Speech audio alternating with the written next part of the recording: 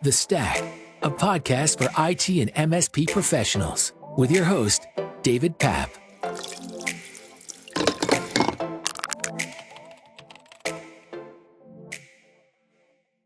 We're joined today by Cole with VDC Virtual Data Corp, based out of Saskatoon.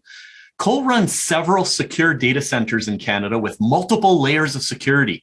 Considering the big move these days for everything going to the cloud, partnering with somebody like VDC is a perfect fit.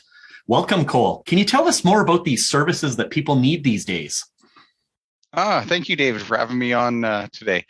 Yeah, so there are lots of different services that people are needing, and with all the different layers of attacks coming these days, it's never ending. So you want to make sure that you have proper layers of security. And working with a provider is going to, give you a lot of those advantages right up front.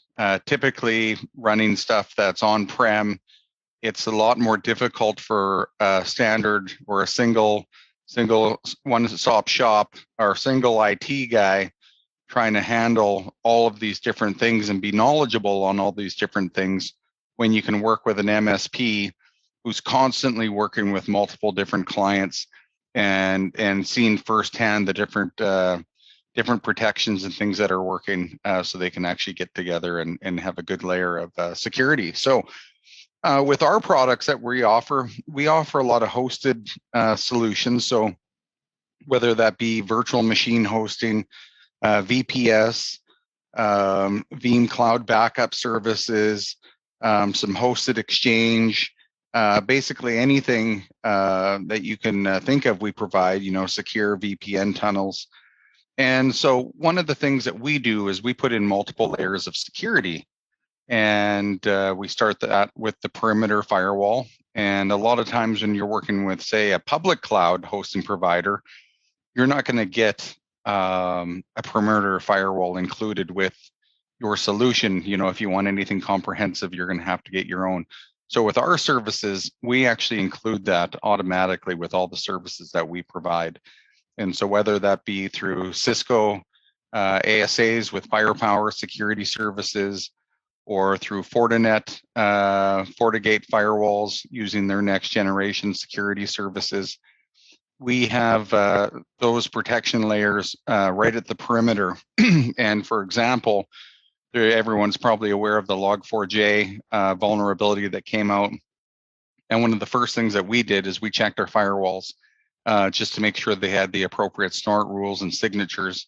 And we were happy to see that both Cisco and Fortinet had those basically in place immediately after the Log4j 0 day was disclosed there. And so having a provider that has these things in place already is going to be a huge benefit. Having your traditional Linksys firewall or something like that on site is not going to provide you with the protection. Now, getting into the different layers, we start off with the perimeter firewall, and actually even before that, we work with telcos and carriers that have additional security on their networks as well. Usually that's around DOS attacks and things like that. So 2 out of our 3 current carriers that we use for internet connectivity provide 80 gigabit DDoS protection. So even before it gets into our into our firewalls and our routers, we have that level of protection. But jumping in behind the firewalls, we have different layers of protection that start at the virtual machine layer. So we will run different levels of security software, endpoint security. Specifically, we use Sentinel-1, which is a great product. It is behavioral based, which is quite a bit different in the old motto of using signature-based antivirus. And so the endpoint protection doesn't even really need to know about a new type of exploit. Basically, what it's going to do is it's going to monitor processes and new programs and files that it finds on the system, and it's going to look to see how they react and what kind of payload they have in them, and even what kind of software they were written with, or even what the prevention or the potential vendor was that wrote them as well. So we like to use actually two different types of software. So we'll use Malwarebytes for Business and SentinelOne. Malwarebytes for Business is going to give you that more traditional blocking of web applications, seeing anything that calls out. And so the combination of both of them actually works out really well. Now, depending upon if you're getting into private cloud hosting with us, or say part of our shared hosting, our VPS Linux type offering, we're going to offer different levels of products. So on our Linux solution, we're going to be offering, you can have the SentinelOne on there as well for VPS types environments, but then we also add something called Immunify 360. And so that's going to protect your shared hosting websites from malware and various types of bad software. So again, multiple layers of security. There's a prevention side of it, and then there's also going to be the extra protection in case something ever did happen. And again, you're going to want to have multiple layers of security on that for backups as well. And so that is where we get into our next stack. And so every system that we provide snapshotting right on the SAN level. So we use SANs from a company called Infinidat. They're very high-end SANs that have triple redundant controllers. Everything is encrypted at rest. And we actually run through a snapshot cycle of everything we host on there every 3 hours, and we keep a 7-day of retention. So in the event that you had a catastrophic incident on your server, we could actually restore you to sometime within the last 3 hours. And because that's integrated in with our Veeam product, we can actually do an instant restore. So that's going to be the first layer of protection. That's going to be the quickest way to get you back up and running in case there was some type of disaster that actually happened on your system. And then, of course, if we're talking about physical disasters, we actually back our stuff up to a secondary data center that we have in Regina, Saskatchewan. So that's about 250 kilometers away. And we got some pretty large pipes that connect between our data centers. So every night, your whole server is backed up and stored in our Regina data center. And that is on a completely separate network. Now, in addition to that, because you want to provide some level of air gapping, because these criminals are becoming smarter every time, and so you got to actually be one step ahead, or at least try to be one step ahead. And one of the ways you can do that is actually through air gapping. And so all of our systems are actually backed up on the IBM tape libraries. And where everyone was thinking the tape was dead many years ago, the tape is actually very reliable these days, especially when dealing with large libraries, large amounts of data. So we're using LTO 8 tapes these days, and we can get up to 30 terabytes of compressed data onto a single cartridge. It's usually not that much, but up to that much. And so when you're talking with a library, it has 30 slots, you're talking a significant amount of data there. We're talking 900 terabytes.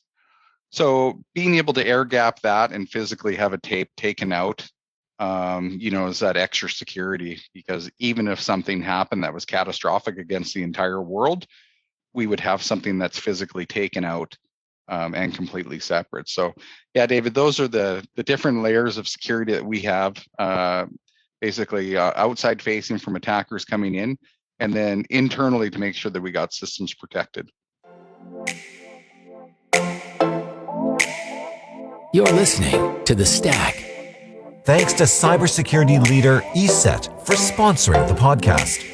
ESET delivers award-winning cybersecurity technology to protect all aspects of your digital life with cutting-edge expertise and advanced machine learning to secure Windows, Mac OS, and Android devices. ESET bundles antivirus, anti-spyware, device control, web filtering, two-way firewall, anti-spam, remote management, and two-factor authentication solutions, and is a recognized leader in home and business cybersecurity solutions. What's in your stack?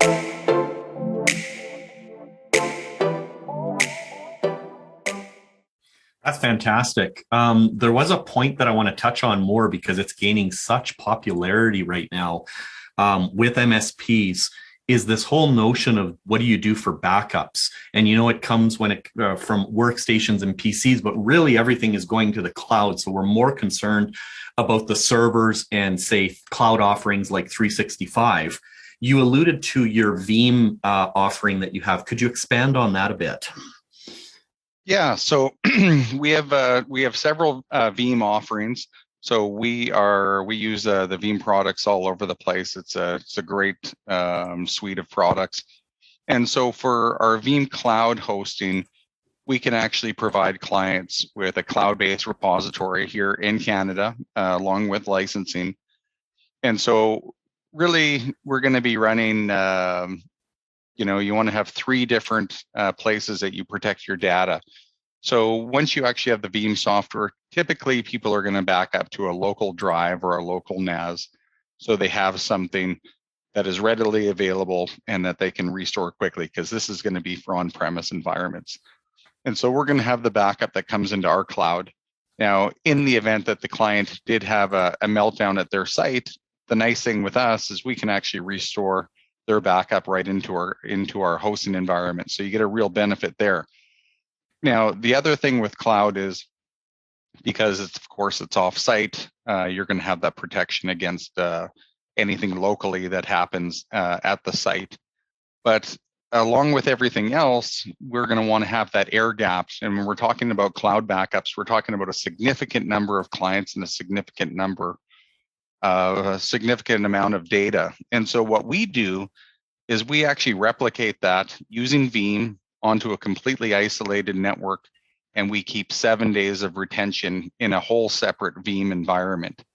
And part of this is because sometimes if you got compromised, you may not know, depending upon the size of the company, how long ago you were compromised and how long your data may be encrypted for. So for example, people go on holidays over a long weekend, you may come back and it's the 4th day and you've realized all of your stuff is encrypted.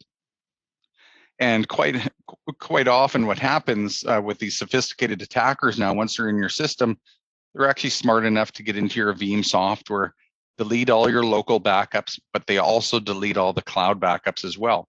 So with a traditional Veeam cloud provider that doesn't have any air gapping or additional backups, you're going to be in big trouble because you're not going to have any local backups. You're not going to have any cloud backups.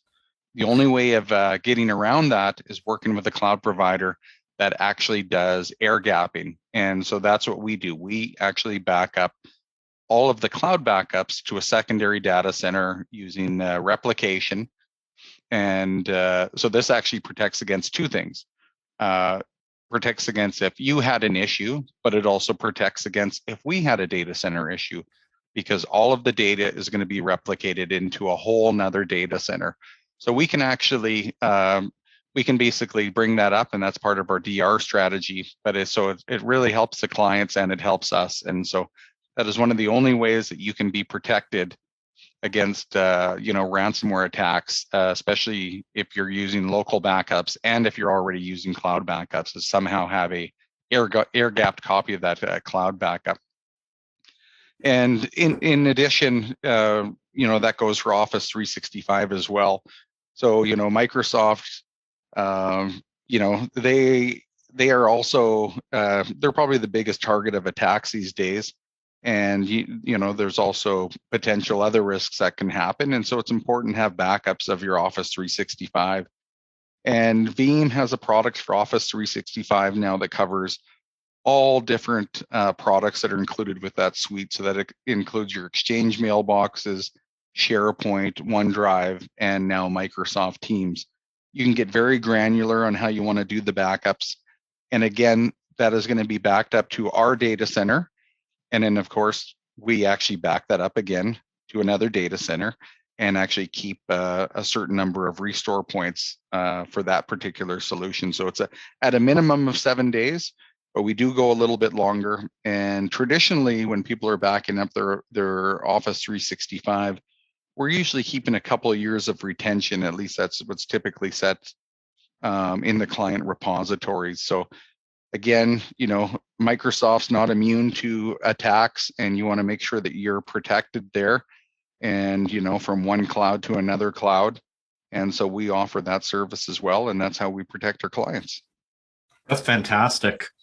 So it sounds like, with this huge move of people going online and everything being pushed to the cloud, that security becomes extremely important, and layers of security, as you indicated, at various aspects, because there's the whole proactive nature and then the reactive of what happens if you did get slammed by something.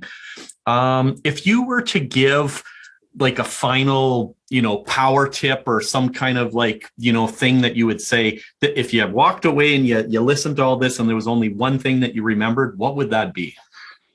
Well, it's going to be something that I didn't actually say from the beginning. And so what it is geo-blocking and geofencing on firewalls. And that's something we also include. So for our Canadian Veeam Cloud hosting solution, we actually geofence it. So actually only people located in Canada can actually connect to the backup service. And that is going to be one of the best ways that you can protect your assets is setting up geofencing. So we do that for a lot of our services. Where companies like Microsoft can't actually do things like that because they're global. You can get into some very granular products like Azure AD and things like that. But when you're working with a company like us, we handle those things right out of the gate. We know that our Canadian clients, they need to have their protection limited to within Canada. So if there's one thing that you can take away from this is the geofencing and the geo-blocking with today's firewalls is low-hanging fruit, and it's one of the best protections you can put in. We do that for customers that need RDP servers as well that maybe need to be publicly exposed. We dropped our attack footprint down from basically 100,000 attacks a day to just under a couple thousand just by implementing some geofencing and geo-blocking rules. So that is one thing I'd like everybody to take from this. But again, it's just another layer in the security stack of keeping your stuff safe and secure. I'm so glad you brought that up. I think that's a super powerful tip. We've noticed that as well with a bunch of the people that we work with. And it's amazing when you think about it that, 99.99, however many nines of percentage of the attacks are originating from other countries. And that it's just such a simple low-hanging fruit solution. Thank you very much once again for joining us. We do appreciate you taking your time, and hope that everything goes quite well, and MSPs do recognize the value of partnering with firms such as yourself. That's great. Well, thanks for having me on, David. You bet. We hope you enjoyed this episode of the MSP Stack Podcast. Remember, if you liked it, hit thumbs up. If you didn't like it, hit thumbs down twice. If you'd like to be on the show, head on over to the MSPstack.com and click on the Be a Guest button. The stack is made possible through the generous support of MSP Corp. What's in your stack?